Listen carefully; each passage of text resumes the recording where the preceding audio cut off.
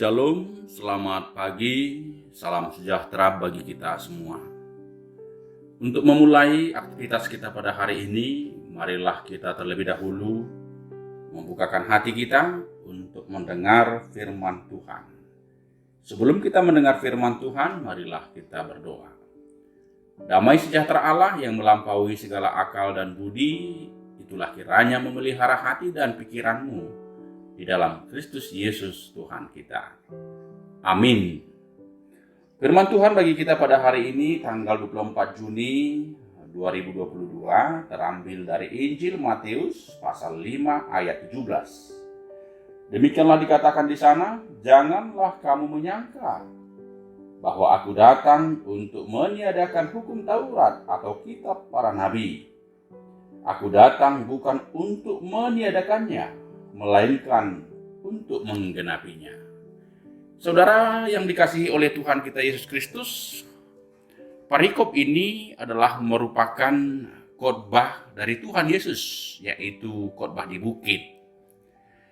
Yesus mengatakan, jangan kamu menyangka bahwa aku datang untuk meniadakan hukum Taurat atau kitab para nabi. Aku datang bukan untuk meniadakannya, melainkan untuk menggenapinya.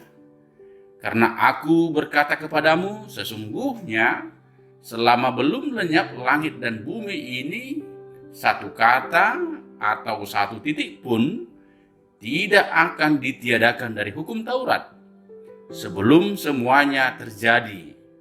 Karena itu siapa yang meniadakan salah satu perintah hukum Taurat, sekalipun yang paling kecil, dan mengajarkannya demikian kepada orang lain, ia akan menduduki tempat yang paling rendah di dalam kerajaan surga.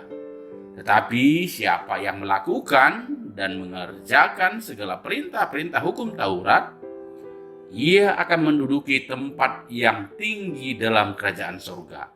Itulah kelanjutan Injil Matius pasal 5 ayat 17 sampai ayat yang ke-19. Saya lanjutkan.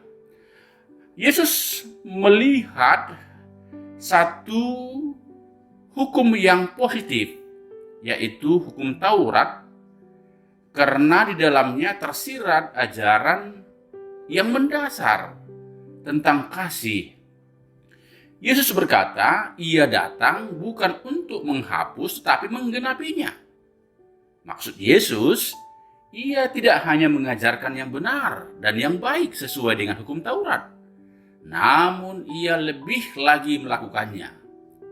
Yesus tidak pernah menghapuskan yang sudah ada. Yesus hendak menyampaikan kritik sosial bahwa banyak orang mengajarkan hukum Taurat namun tidak melakukannya. Yesus ingin memberi contoh sambil mengkritik cara hidup para pengajar waktu itu dan mengkritik penyalahgunaan Taurat untuk menindas orang lain. Yesus dengan tegas mengatakan bahwa hukum Taurat itu baik karena mengarahkan manusia kepada Allah. Bagi Yesus, jika orang Yahudi melakukan hukum Taurat dengan setia, ia akan mendapatkan kebahagiaan surgawi. Bahkan Yesus mengatakan bahwa ia akan menggenapinya. Yesus tidak pernah menghilangkan apa yang sudah ada dan yang baik. Ajaran Yesus ini membantu kita dalam menghidupi berbagai aturan dalam hidup keagamaan kita. Dalam gereja ada berbagai aturan untuk membantu kita agar dapat beribadah dengan baik, bahkan membantu kita mencapai kesucian. Tentu diperlukan disposisi batin dalam melakukan aturan itu, sehingga tidak asal-asalan. Dewasa ini hal yang sama terjadi. Di mana-mana terdengar keluhan dan banyak penderitaan di antara janji-janji tentang perubahan hidup. Panggilan kita sekarang adalah membawa perubahan dan menolong sesama terangkat dari beban hidup dan penderitaan mereka. Inilah saatnya kita untuk mewujudkan ajaran kasih mulai dari dalam keluarga kita. Biarlah Tuhan selalu memampukan kita untuk melakukan kasih itu kepada sesama sebagaimana kita mengasihi diri kita sendiri, dan juga kita harus mengasihi Tuhan. Amin. Marilah kita berdoa.